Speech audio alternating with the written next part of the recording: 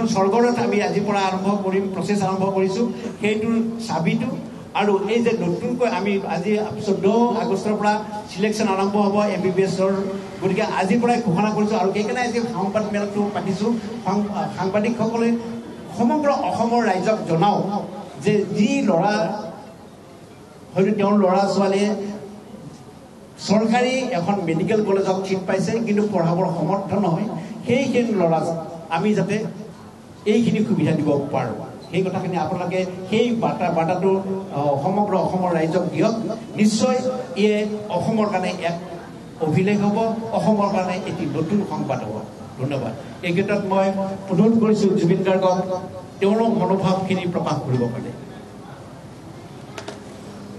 সকলোকে ধন্যবাদ আমাৰ লগত সহযোগ কৰাৰ বাবে। আৰু এইকেইদিন মই ইয়াতে আছোঁ, নেমকেয়াৰত মোৰ অলপ প্ৰব্লেম হৈছিলে গৈ। চ' তাৰ গোটেই দায়িত্ব ব্ৰিটিছ গাঁৱতে লৈছে, তেওঁলোকে চাইছে ইমান ধুনীয়াকৈ। তাৰ কাৰণে ধন্যবাদ সমূহ কৰ্মকৰ্তা নেমকেয়াৰৰ, ব্ৰিটিছ গাঁও সকলোকে। আৰু এইটো এটা সুন্দৰ প্ৰচেষ্টা বুলি মই ক'ম, এটা সুন্দৰ উদ্দেশ্য লৈ আমি কাম কৰিম একেলগে। আৰু মই ভাবোঁ ইয়াৰ পৰা যথেষ্ট সুফল পাব বহুত ল'ৰা ছোৱালীয়ে, বহুত মানুহে। আৰু আমি কাম কৰি যাম একেলগে মানুহৰ কাৰণে, মানুহৰ বাবে, ৰাইজৰ বাবে, দুখীয়া ল'ৰা ছোৱালীৰ বাবে। আৰু সেইখিনিয়ে কৰোঁ। আৰু সকলোৱে গম পালে আমি কি কৰিব বিচাৰিছোঁ, কি কৰিব বিচাৰিছোঁ। সকলোৰে সহযোগ লাগিব, সকলো আমাৰ লগত থাকিব, তাকে কামনা কৰিছোঁ। Thank you very much. Thank you. Our Namibia Hospital Director, Sanjay Narayanok,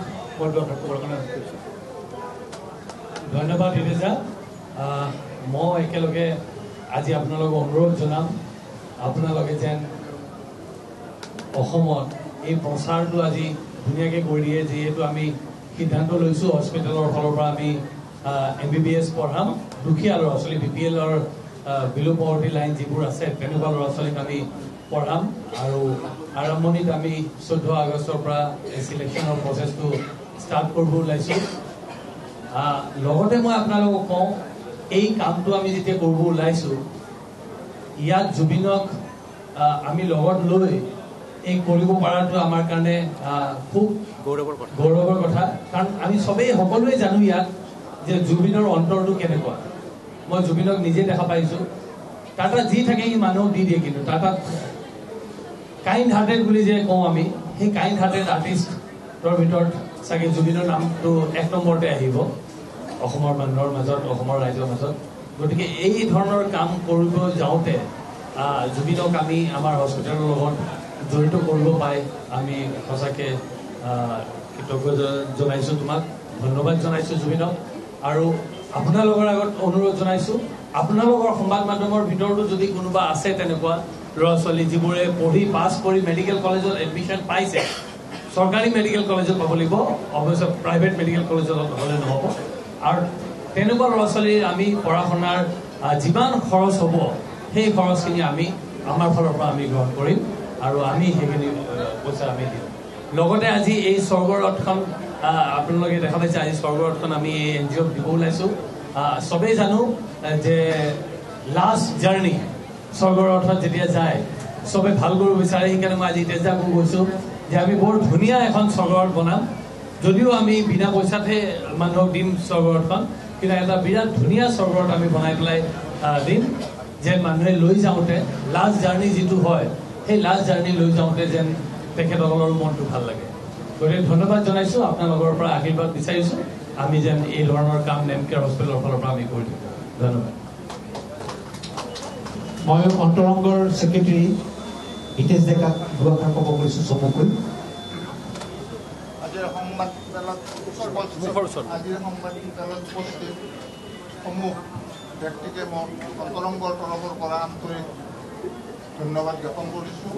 আজি নেমকেয়াৰে যিটো সিদ্ধান্ত লৈ আমাক দায়িত্ব অৰ্পণ কৰিব বিচাৰিছে, সেই ক্ষেত্ৰতো আমি অন্তৰংগ নেমকেয়াৰ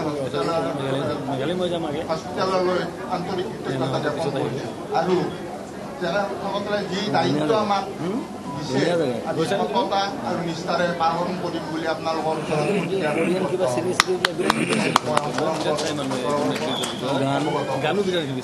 ধন্যবাদ। আমাৰ নেমকেয়াৰ হস্পিটেলৰ ডাইৰেক্টৰ ছোৱালীক ধৰিব নোৱাৰে চব একেই দেখিব ডক্টৰ মিহি বৰুৱা ছাৰক অসমীয়া এটাত পৰিছে ন অসমীয়া টকাৰ লগত কোনোবাই কৰিছে নেকি